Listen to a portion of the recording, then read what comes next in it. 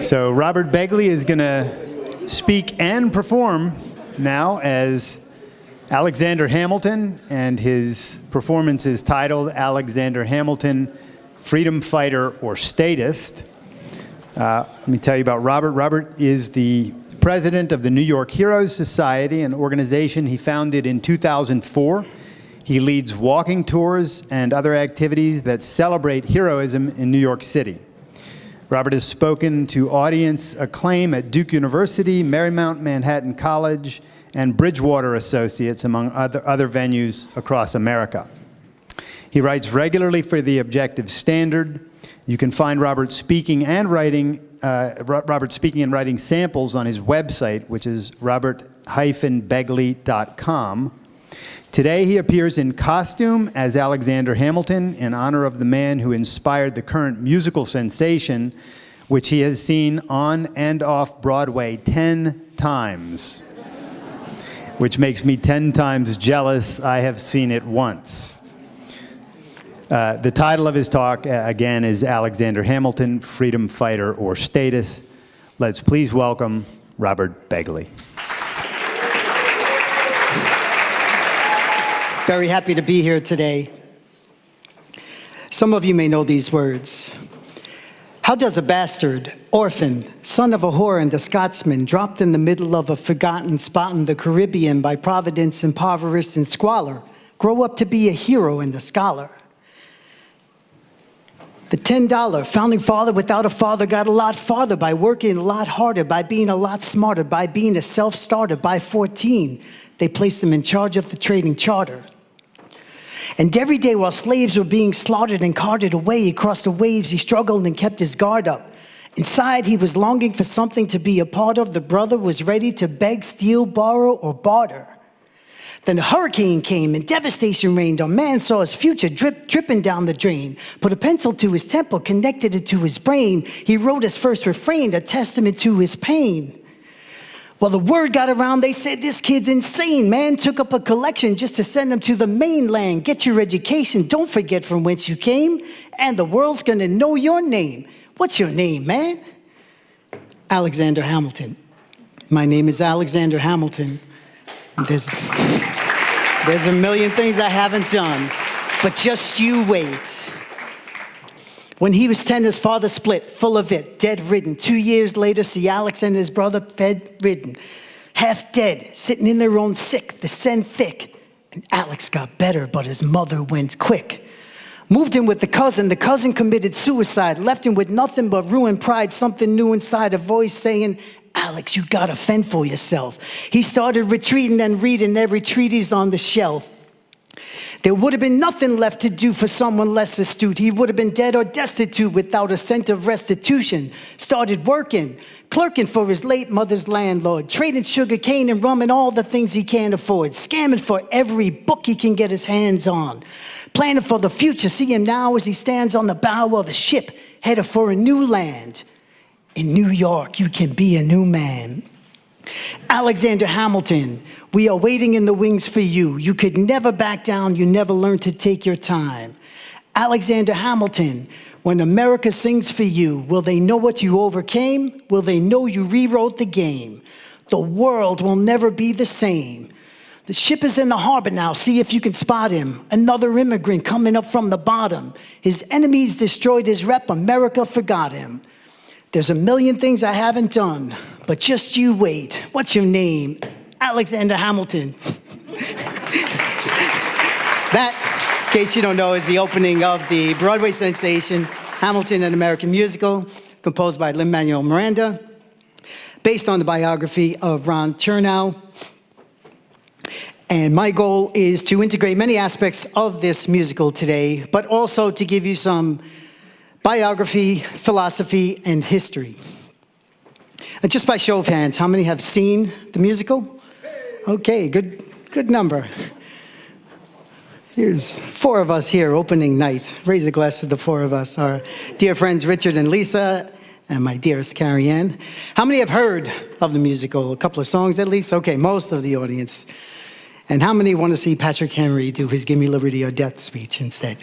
Okay. We went to see him earlier today. So my goal is to have you walk out of here to remembering at least three things. Number one, Hamilton is a self-made man and hero who was George Washington's most trusted aide, both in war and in peace. Number two, America at its best is Hamiltonian. What do I mean by this? Pro-constitution, finance, industry, anti-slavery, upholding individual rights. Number three, Hamilton's legacy of freedom and flourishing, and how does that benefit you? Now, the fact that Hamilton's a self-made man, you can see from the intro of the musical, and frankly, what he overcame and how he rewrote the game is the stuff of legend. But my talk asks whether he is a statist or not. Now, do you think I'd actually be here as the final speaker of TOSCon 2018, Freedom and Flourishing, and think he is a statist? No, but I used to. For many years, I drank the libertarian-flavored Kool-Aid that rejected all things Hamilton. I read the books, Tom DiLorenzo's Hamilton's Curse, lectures I've attended, and for some time, I absolutely bought into it, and this was the way, might not have been presented this way, but this is how my thinking went. Hamilton created a central bank. Central bank led to the Federal Reserve. Federal Reserve is a statist institution that prints paper money and violates individual rights. Therefore, Hamilton is a statist. Plus, he had the audacity to butt heads with my favorite founder, Thomas Jefferson, and nobody got away with that. So the issue became clear. It was like central bank, Federal Reserve down here, Declaration of Independence up here.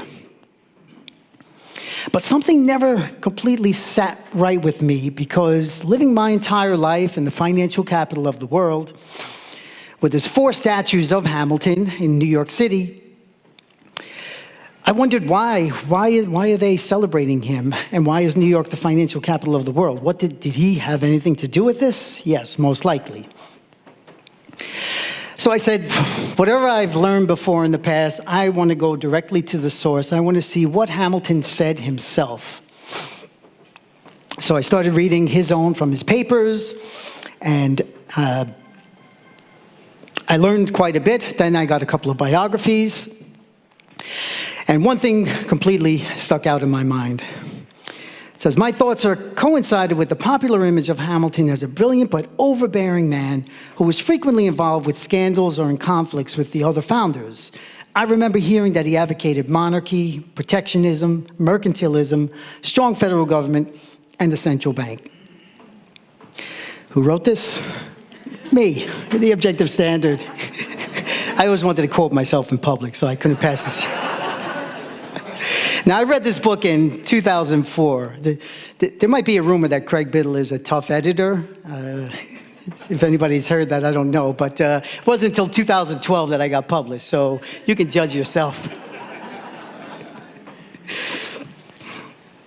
Alexander Hamilton was larger than life.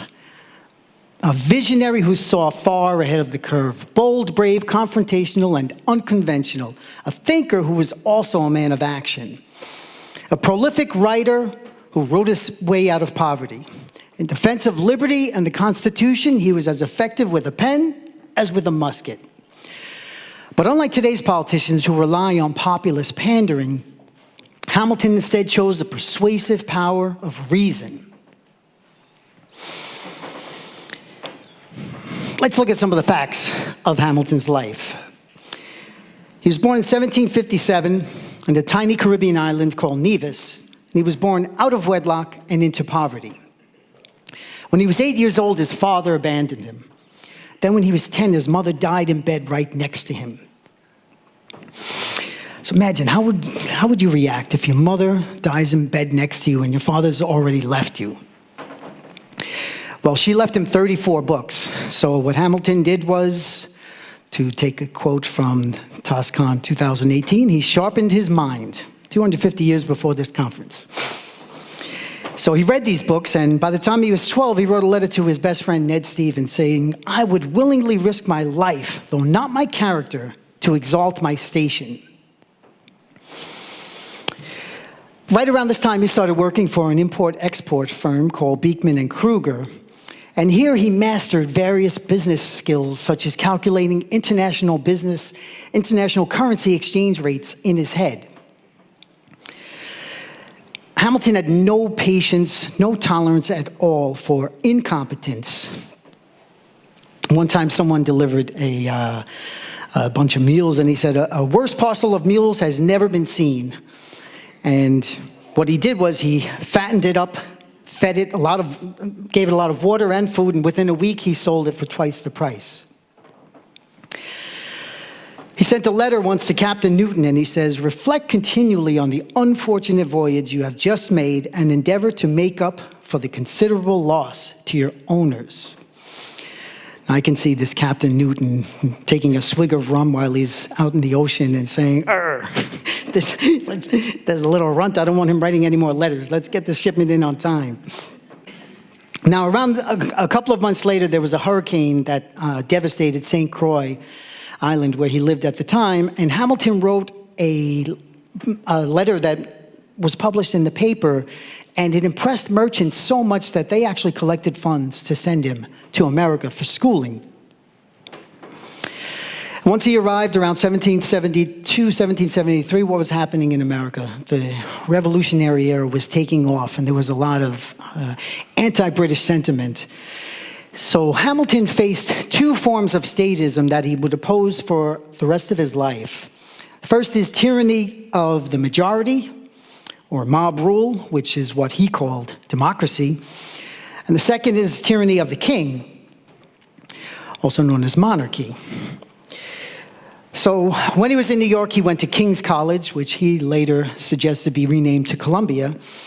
And the Tory British president, Miles Cooper, was in danger of being tarred and feathered. There was a mob right outside of his dwelling. And here's a painting of Hamilton holding off the mob. He's 16, 17 years old at this time.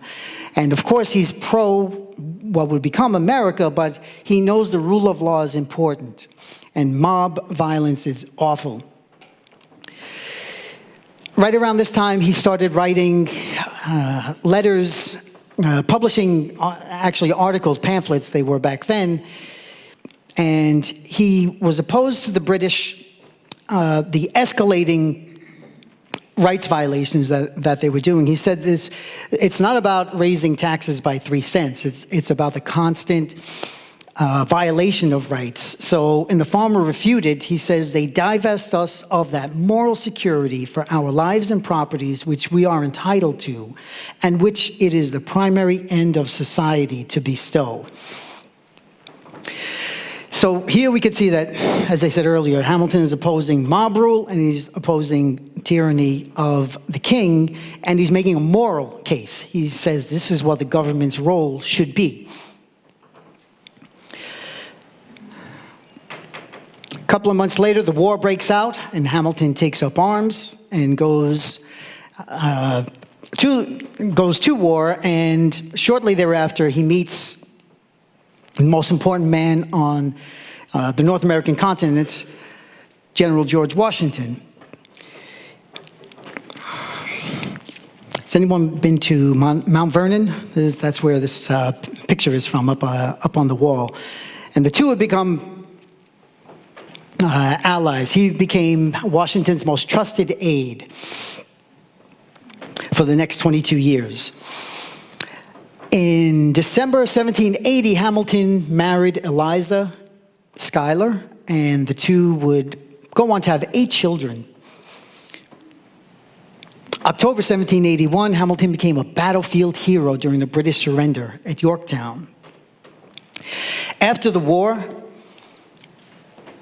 he moves back to New York, and he becomes a lawyer, and he defends freedom of speech as well as representing the accused during America's first murder trial. And much of New York City had been burnt out after 7 years of British occupation, so Hamilton wanted to literally get the city back in business, and he did this by co-founding the Bank of New York. That's in 1784. He did that, March of 1784. And actually, this past March, I wrote for the Objective Standard a description of that event. Growing up in the Caribbean, he saw the brutality, the impracticality, and the immorality of slavery. 4 out of 5 residents were slaves in the Caribbean, and he despised it. So in 1785, he co-founded the New York Manumission Society, which would lead to slavery being abolished in New York. Then in 1787, at 30 years old, he was the primary organizer of the Constitutional Convention, where he spoke out tirelessly in favor of the new document, which I just picked up at the St. John's Church after seeing Patrick Henry. And at one point, he spoke for 6 straight hours, and his opponents accused him of advocating monarchy. However, Hamilton would then, he was a primary organizer of the Constitutional Convention, but then he spearheaded the principled pro-Constitution defense, writing 51 of the 85 Federalist Papers, which would go on to led to the ratification of the Constitution. Called on by Washington a second time to be his right-hand man, this time as the country's first Treasury Secretary, Hamilton's pro-business, pro-financing, pro-industry policies took America from bankruptcy to prosperity, first by addressing the huge war debt. And unlike almost all of his fellow founders who glorified an agrarian society, Hamilton saw business, commerce, and industry as the wave of the future. In 1791, in his report on manufactures, he says, not only the wealth, but the liberty and security of a country appear to be materially connected to the prosperity of manufacturers. How many thinkers in history have tied the mind as the source of wealth? We heard 2 of them by Richard Salzman, Jean-Baptiste Say, and Ayn Rand, but Hamilton actually did it earlier. He says, to cherish and stimulate the activity of the human mind by multiplying the objects of enterprise, the wealth of a nation may be promoted. Then he goes on to say, leave industry to its own discretion. Get out. We don't want government there. Hamilton's foreign policy advocated American self-interest. 1793, France and England were at war. The French Revolution was happening, and both of them were demanding American support. And Hamilton recommended to Washington neutrality. Said, do not become entangled in foreign affairs. It'll end up as a disaster. 1796, when George Washington stepped down as president, he turned to Hamilton to write what would become, and what is, the most famous farewell address. Let's see, regarding Hamilton's legacy, some other institutions that he either founded directly or spearheaded, we have the U.S. Coast Guard, Customs House, New York Post, New York Stock Exchange, West Point Military Academy. In 1804, at the age of 47, he was killed in a duel by Aaron Burr. Therefore, he did not live to see the glory that came by applying his principles. Okay, so that's a brief outline of Hamilton's story there. And let's move on to how this plays out. This plays out actually in the musical. As we see British soldiers killing Americans, the first notes of the song, Right Hand Man, tell us of the ominous mood that's coming. And Hamilton reflects, he says, as a kid in the Caribbean, I wished for a war. I knew that I was poor. I knew it was the only way to rise up. If they tell my story, I am either going to die on the battlefield in glory or rise up. I will fight for this land, but there's only one man who can give us a command. And the chorus chants, rise up, rise up. Here comes the general. And striding front and center is George Washington, who says, we are outgunned, outmanned, outnumbered, outplanned. We got to make an all-out stand. I'm going to need a right-hand man. And we sense the desperation of the situation as the British are about to take over New York City. And Washington sees the soldiers scattering in panic, and he says, "Are these the men with which I am to defend America?"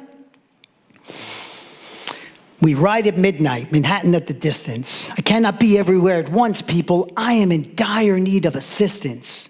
But meanwhile, we see Hamilton refusing to abandon his post downtown at Battery Park. Then he goes on the offensive and steals British cannons. Next, he is summoned to appear before the general who wants the young upstart on his staff. He says, "I'm being honest. I'm working with a third of what our Congress has promised. We are a powder keg about to explode. I need someone like you to lighten the load. So," and he offers Hamilton the quill pen to sign on as his aide-de-camp. But Hamilton hesitates because he wants to fight, not write. But then he realizes this is his way to ascend. So he takes the pen and starts coming up with solutions immediately to Washington's most pressing needs. And the course chants, "Here comes the general, rise up," and concludes with Washington saying, "And his right-hand man." Boom. In an effort to stay alive, we reach rock bottom during the Revolutionary War at Valley Forge. The barefoot soldiers are shivering in the snow, 1 inch away from mutiny. And Hamilton reflects, he says, "I have never seen the general so despondent. I have taken over writing all his correspondence. Congress writes, 'George, attack the British forces.' I shoot back, 'We have resorted to eating our horses.'" So here we can see why Hamilton and Washington agree that a Congress with 13 separate and conflicting states could not remain united, effective, or free for long. A full 10 years before it would happen, they're planting the seeds of the Constitution and the Federalist Papers. July 1778, a few weeks after the Battle of Monmouth, Hamilton, Washington, and the Marquis de Lafayette, who's a hero both in the musical and in real life, there's a statue of the three of them in Morristown, New Jersey. They're camped out in what is now Paterson, New Jersey, looking at the 75-foot Passaic Falls, and Hamilton tells the other two, after we win this war, we must harness that power. His goal was to turn that water into wealth by means of industrialism. So this is what I mean by a visionary. This is 1778. Nobody even thinks America's going to end up winning the war. And Hamilton already sees not only winning the war, but then going ahead and setting up the country to be industrial in the future. And if you go there, there's a plaque that says, "Alexander Hamilton envisioned the great potential power of these scenic falls for industrial development." The tide turns in the war, and Hamilton is tired of only writing, and he really wants to fight, and Washington finally gives him that chance. A sword in command, but first the general says, "I know that we can win. I know that greatness lies in you, but remember from here on in, history has its eyes on you." How would you react if your boss finally gives you that chance you've been itching for your whole life? I would aim not to disappoint, and that's exactly what Hamilton does. He charges the battlefield, eludes enemy fire, leads his troops to the decisive victory as the British surrender. There's a famous painting of that called Redoubt Number 10. The world is turned upside down. We are now ready for the establishment of a new country. America is born out of the Enlightenment. Radical ideas such as individualism, liberty, and the rights of man were replacing stale notions of the divine right of kings, superstition, monarchy, and conventional wisdom. Hamilton captures this mood in the Federalist Papers' first essay when he asks whether societies are capable of establishing good government by reflection and choice or accident and force. So here he's saying that we have a chance here, like unlike Europe, who's been under 1,500 years of bloody conquest, America instead could choose reason. Sadly, there was one brutal institution that continued on throughout the Enlightenment era, Anybody know what that is? Yes. The musical clearly dramatizes how much Hamilton despised slavery. His best friend from the South, John Lawrence, sings, "But we will never be truly free until those in bondage have the same rights as you and me. You and I, do or die. Wait till I sally in on a stallion with the 1st Black Battalion." And Hamilton joins him in these ideas of liberty and individualism, which rejects collectivism and racism. He says, "Pop in a squad on conventional wisdom, like it or not, a bunch of revolutionary manumission abolitionists. Give me a position, show me where the ammunition is." He wanted to blast slavery back into the Stone Age. In fact, during the war, Hamilton said that the blacks who fought in the war absolutely deserve to attain their freedom. In a letter to John Jay, he says, "Their natural faculties are probably as good as ours. The contempt we have been taught to entertain for the blacks make us fancy many things that are founded neither in reason nor experience." Then he continues, "Give them their freedom with their muskets, for the dictates of humanity and true policy equally interest me in favor of this unfortunate class of men." One of the tragedies I think in history is that although we admire the Enlightenment era, certainly we do in this room, this is a paragon of the Enlightenment that Hamilton is in himself, I believe, should be the ideal of the Enlightenment era because of things like this that others are not saying at the time. July 4th, 1776, although a pivotal and heroic moment in world history, is not the birth of America. It is absolutely a divorce from Britain by 13 free and independent states.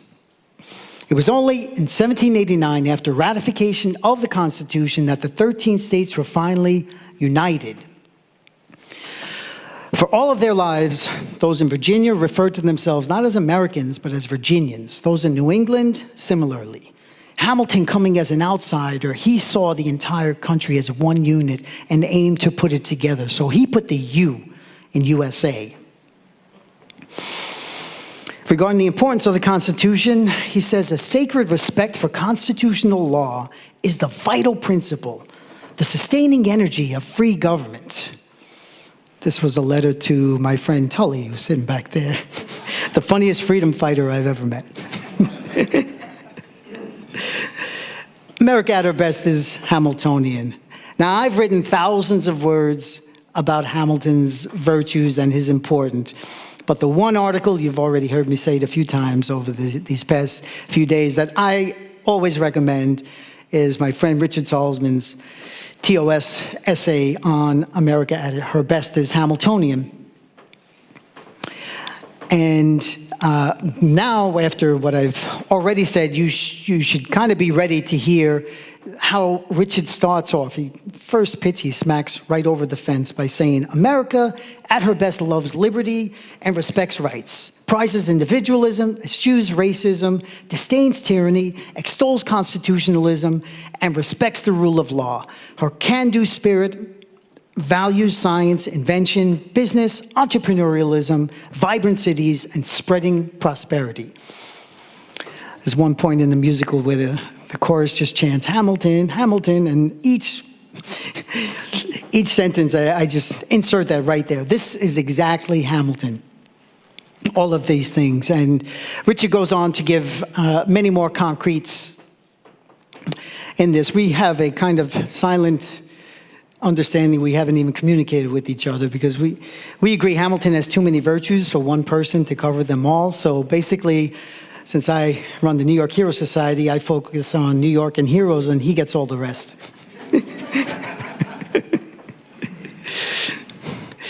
But he also clarifies in this article the difference between big government and energetic government, because Hamilton is often accused of being a big government representative. And the point that he makes is, no, Hamilton wants the government to do exactly what it's supposed to do, which is uphold the law, protect rights, practice fiscal integrity, and provide for the national defense. And the opposite is someone who might even advocate limited government, but if they enable slavery, and if they redistribute wealth, and if they engage in selfless wars and issue paper money, doesn't matter how limited that is not what the government should be doing. Also, he advocated tariffs because the government had to pay for itself in some way, but they were uniform. There was not one area getting it more than others. Now we can move on to probably the most controversial aspect of Hamilton's legacy, which is the National Bank. By the way, this is in the Metropolitan Museum in the American wing. They have the National Bank right here. Now, I think that to equate Hamilton's National Bank with a central bank is like equating a dentist chair with an electric chair. A dentist chair requires incredible intelligence, and it improves human life. My dentist Tom is here. Electric chair just zaps you to death. It's that simple. There's a huge difference between the two here. And Hamilton's National Bank was privately run, gold and silver backed, had a 20-year charter, 1791 to 1811. And guess what? It was to pay off the national debt, which most of the founders were just wanted to forgive it. They did not want the debt, the huge war debt, to be serviced. In fact, the debt was so high that even the interest wasn't being paid. I think of Derek's talk the other day about students now with debt, and they're in way better shape than the American government was back then. With not only was the debt that high, there was no means of paying it back. So Hamilton came up with this plan to do so. And most of the opponents, in fact, I think all of the opponents of the National Bank despised all banks. They just thought they were scam artists. And again, Hamilton had already, in 1784, he had already founded the Bank of New York, which got the city itself back in business. And so only 7 years later, he envisioned doing the same thing with the National Bank, and that's exactly what happened. How does he describe, what does he talk about the purpose of the National Bank? He says, to attach full confidence to an institution of this nature, an essential ingredient in its structure is that it be under a private, not a public direction, under the guidance of individual interest, not public policy, never liable to being too much influenced by public necessity. If ever the credit of the bank be at the disposal of the government, there would be a calamitous abuse of it. So he is saying, this is how anyone goes from this to the Federal Reserve. It's just completely invalid. He is saying we should never, ever, ever have a Federal Reserve. Now we can see more of a difference between Hamilton and his opponents if we just look at a map of the US. The essentials of Hamilton are free, industrial, financial, pro-military, and in the South, slave-based, feudal, agrarian. In fact, Hamilton envisioned, he feared, but he also envisioned a civil war 60 years after it happened, and he thought properly that his North would defeat the South and wipe out slavery.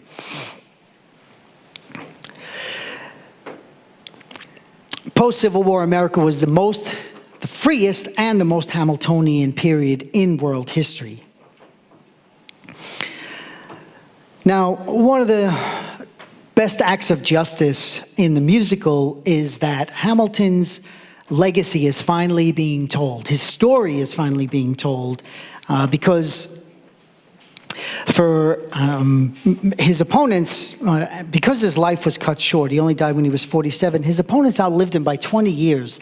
And they used their eloquence and longevity basically to rewrite his story. They portrayed him as an elitist, an embezzler of treasury funds,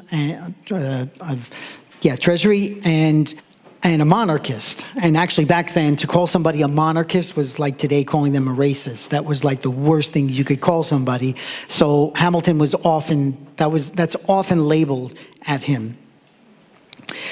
But his wife, Eliza, outlived him by 50 years, and she saw the country growing apart, the distortion of his ideas, while the country was increasingly dividing over slavery in the South and industrialism in the North. So her goal was to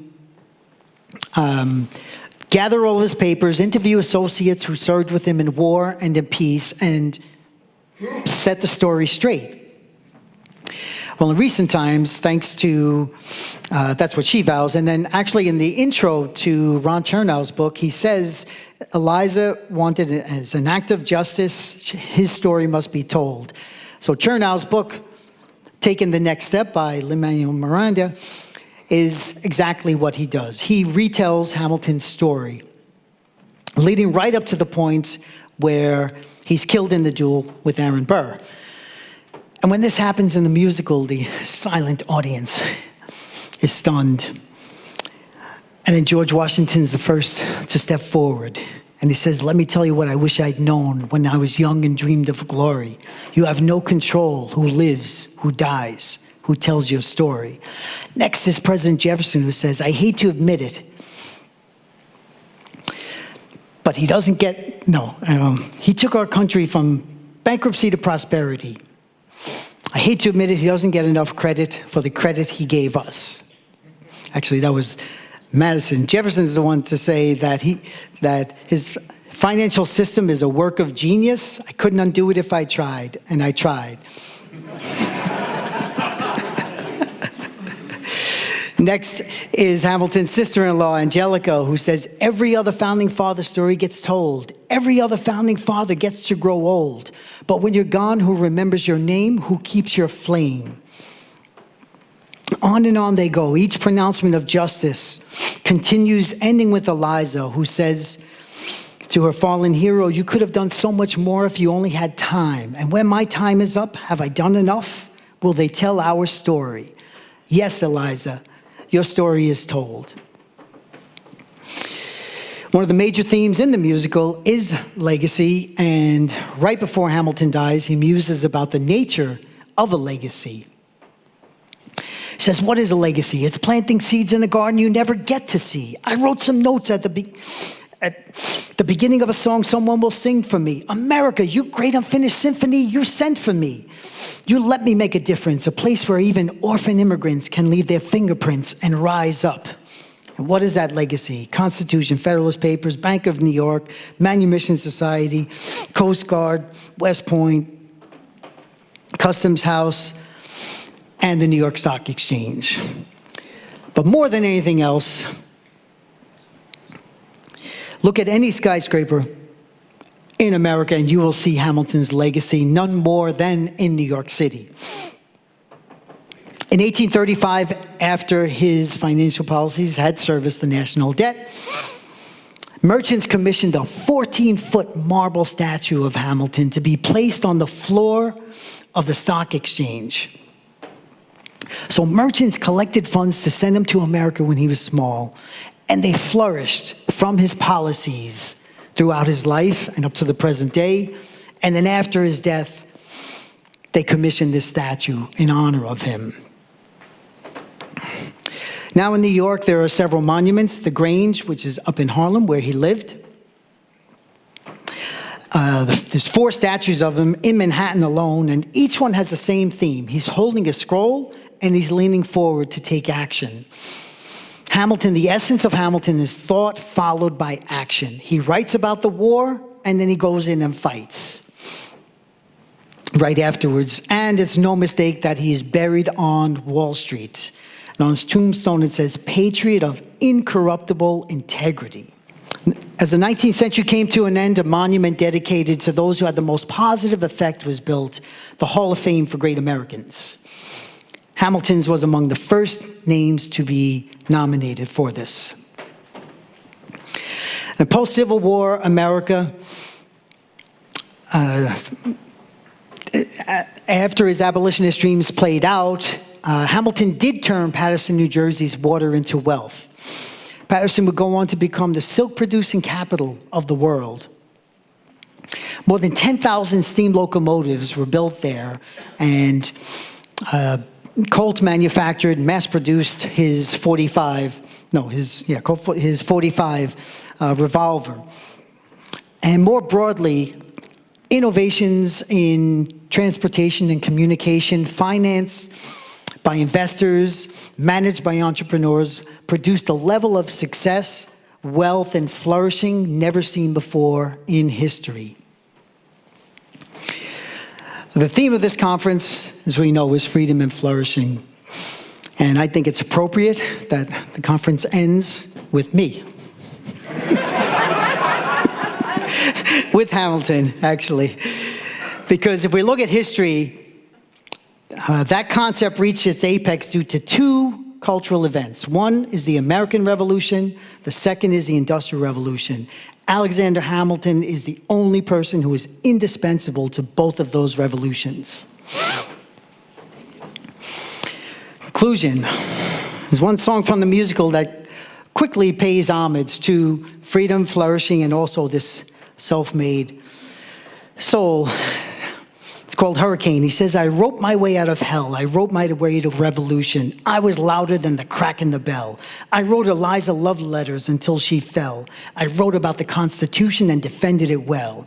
And in the face of ignorance and resistance, I wrote financial systems into existence. And when my prayers to God were met with indifference, I picked up a pen. I wrote my own deliverance. Yes, yeah, you should applaud that. Should applaud that.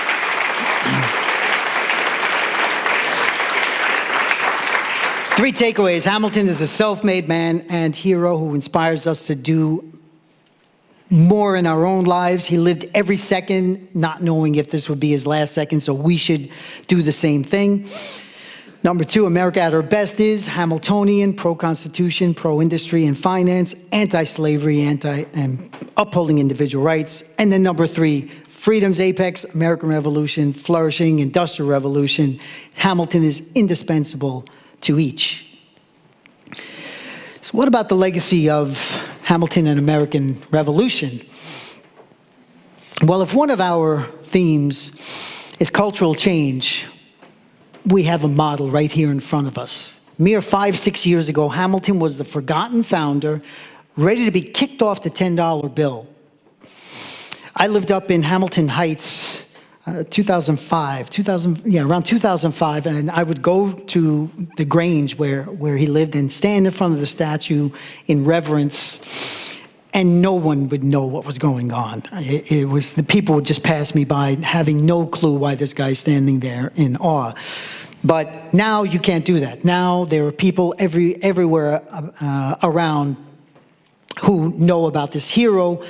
Thanks to the musical, this is kids in high school, at least 100,000 New York City high school students are seeing the musical live. It's now being taught in many high schools. So this is an example. This is, if we talk about ground-up approach, kids, Jim Brown was talking about the young. The young are the ones who embrace this musical. And when I go to colleges and start the opening rap, they're all mouthing back to me, even though I'm going to be talking about Wall Street in 40 minutes, and I have a feeling they're all left-wing and they won't get it, but they will have at least been softened up because they like Hamilton. And my goal is to try to meet them at their values and then get something, get more in there for them. So, and finally, some of the most important messages in Hamilton American Musical are do not throw away your shot, put a pencil to your temple and connect it to your brain, stay alive, write love letters to your loved ones, work a lot harder, be a lot smarter, be a self-starter, take a stand with pride, raise a glass to freedom and flourishing. We'll probably do that in a couple of hours. You got to fend for yourself and join in the fight. If you may not live to see your own glory, but join in that fight. And I'll end by saying, yes, pick up a pen and write your own deliverance. If you do that, history might have its eyes on you. Thank you.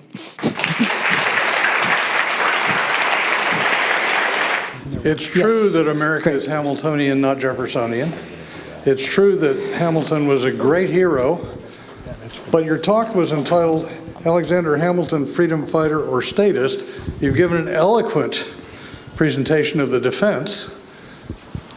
I would suggest if people want a more balanced view, they might read a book called How Alexander Hamilton Screwed Up America, which has a good epistemology. It quotes Hamilton at length before the Constitution, and then what he did after, also quoting him at length.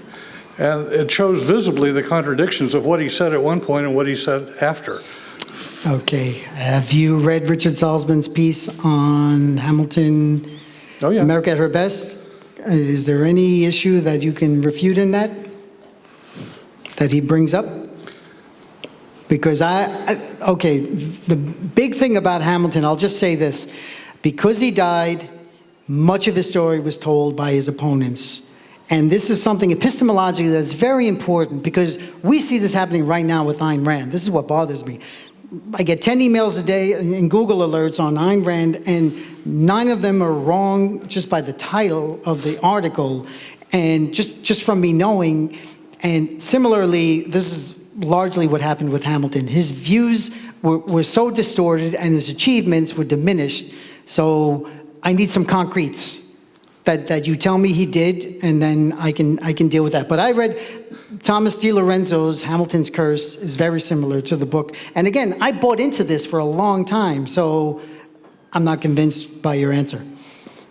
Just one My more, answer if was you want. suggesting you read the book, How Alexander Hamilton Screwed Up America, Shays' Rebellion, the implied powers and the necessary and proper clause. It goes on and on and on with massive detail, which I had not heard, and it's much better than the DiLorenzo book, which I've also read. Okay, thank you. Hey, that was an awesome talk. Really. Thank you. That was a Derek? perfect way to end it. So I'm curious, I remember back in high school I read a good bit of the Federalist Papers, and I remember in, I think it was Federalist 84, Hamilton talks about why we shouldn't have a Bill of Rights. Yes, I actually agree. thought that was a really, and I think it was a compelling case that he made. I'm curious, I guess, so you agree. I was going to basically ask, what do you think, was that a pretty insightful opinion, and how has that played out kind of throughout the course of American history, I think? Yeah, good question, Derek.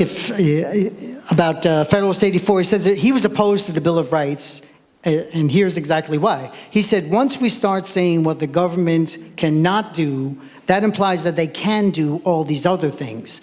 So within the Constitution is the Bill of Rights. We don't need additional limitations. It says, the Constitution, as Ayn Rand properly said, is a limitation on government, not on the individuals, not on the citizens. So I agree. I totally agree with that. That Federalist 84 addresses that. Thank you. Yes. So I'm here to hold down the Jefferson end. Sure. Not sort of. Okay. I really enjoyed your presentation, and I Thank you. agree with you that Hamilton really is a hero, and that the DiLorenzo critique is absurd and fraudulent, like everything Thomas DiLorenzo writes. I very much stand by that. But you did leave out some things that I think we do need to keep in mind. I mean, Sure. Jefferson's critique of the national bank wasn't a utilitarian critique. It was a constitutional critique. It was this concern that by inferring the power to create a government monopoly in banking, that that argument would lead you to inferring all sorts of federal powers, and he was concerned with that primarily, not with the policy. Also, you made no mention of Hamilton's hostility to the perfectly justified French Revolution, which included Hamilton illegally meeting with the British ambassador when Jefferson was the Secretary of State in order to make international negotiations. And you also have omitted mention of one other thing. I'll answer, and then because I'm going to remember. I'm sorry. Yeah. Sure. So the first one is the National Bank was not a monopoly. Hamilton's Bank of New York existed throughout the tenure of the National Bank. So it's not accurate that it was a monopoly. It was open. It afforded nationwide banking that could happen, branch banking. But no other entrepreneur could get a federal charter. It was the only federally chartered bank that gave it special authority in the banking industry that other banks couldn't get. There were state-chartered banks also, but a federally chartered bank would have the power to squeeze out the state-chartered banks, was Jefferson's concern. As a fiscal matter, I think Hamilton was clearly right. And in fact, Madison came around later in his career to agree that as a fiscal matter, the national bank made a lot of sense. But the constitutional issue, I mean, that's a serious concern. Do you disagree with Jefferson on the constitutional argument? Yeah, the idea of implied powers, which yes, I do. I can say that saying what's necessary and proper is, there's kind of like a mind and body connection there. And the government does need, especially in the case of paying off the debt, which there was no other means of doing that. Again, as I said, they wanted to effectively just, write off and start all over. And that's tied in to Hamilton's argument for implied powers, is that, yeah, we absolutely must have this for the sake of attaining credit, because no country would believed America would have credit without this, and that was part of his case. Okay, I have to admit I don't know much more than that, but that's the best I could say for now. And then go ahead with the other thing was Albert Gallatin. You didn't mention Gallatin, and I could tell Gallatin. Okay, about what you think because of Gallatin. Jefferson, it's funny because they capture this in the musical. Jefferson was sure that Hamilton was embezzling money and his system was a complete scam. So he had Gallatin check the books, and Gallatin said, "This is the most perfect system I've ever seen." Have you heard that quote? Yeah, sure. Okay, so. I just wondered if you had a comparison between his performance as Secretary of Treasury and Hamilton's. Well, I think it was good, but Hamilton he's the model, and Gallatin largely followed him. So, the innovator is the one that gets the credit, much more than the one who just follows, systematically what was laid out. And then there was another one. You were starting, the French Revolution. French Revolution with heads rolling. Yeah, absolutely. And Hamilton predicting that there would become a new Caesar to step on the scene, right as from America, while Jefferson was actually there. And to Jefferson, the French Revolution was even more important than the American Revolution. So to his death, he defended the French Revolution, and I don't. So I could. Thank you. There's no flourishing really there. Okay, thank you, Tim. We will talk more. Okay, yeah, I promise. Yes. Thank you for your presentation. Thank you. You mentioned a few of the institutions that Hamilton established that carried on his legacy. I'm curious if you can name some of them that you believe maintained their original mission, and if you have any insight on what went into ensuring that they kept their integrity. Well, since the New York Post now is like the New York Banner, Gales Wining's New York Banner, I don't know if that would still maintain what he originally aimed for. Some of them, the Manumission Society, when that kind of went out because he, abolished slavery in 1799. West Point, I think, is the last letter George Washington wrote before he died was praising Hamilton for the idea of West Point Military Academy. And for the last 5 years of his life, Washington did not speak to Jefferson because he felt like he was kind of backhanded and condemning him in print behind his back. So I think Washington is a very good barometer of the other founders. But other institutions, I mean, the Coast Guard, because he grew up seeing smuggling in the Caribbean, he came up with the idea for this Coast Guard. And we were just at the Patrick Henry thing, and it was nice to see them stand up, the different branches of military stand up and hear their theme. I thought of you, Jim, when they had the Air Force theme they were singing, but the Coast Guard was one of them too. So those are the ones come off the top of my head. Okay, so I'm curious with like West Point in particular, if you're familiar with anything that Hamilton did to ensure that it, because it gets passed on to people each generation. I don't know. I don't know anything, that there's anything specific nowadays, because, again, sadly, since his name, if you look at American history, when Hamilton's name has been held in high esteem, have been the freest and best periods in history. And when he was in low esteem was the Great Depression, and certainly the build-up to the to the Civil War was when he was in lower esteem. So I think it's a good sign that Hamilton is back on the rise as well, even publicly. So Thanks. okay, I think, do we have? Yes, Ron. Short question. Yes. Can you tell us about the duel that ended Oh, the his life? duel.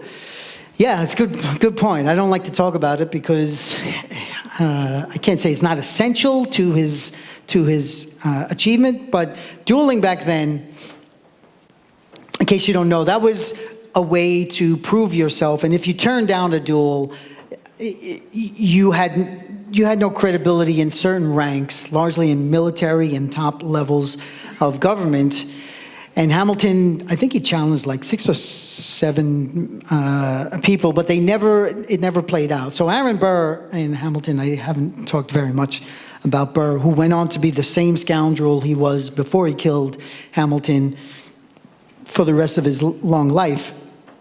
But unfortunately, towards the end of Hamilton's life, why did he throw away his shot, which is kind of the current version of the story, which I agree, is because I think 2 years earlier, his son died in a duel. And I think Hamilton started to embrace Christianity more. So he knew it was wrong to kill a man. I think early in life he was Christian. When he flourished, he was total deist. And then towards the end of his life, he went back to Christianity.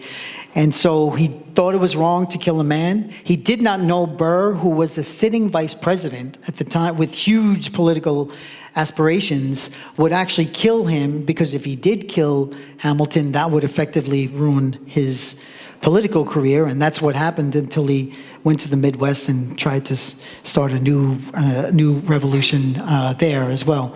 So hope that answers your question. I'm seeing the end sign, so thank you all again.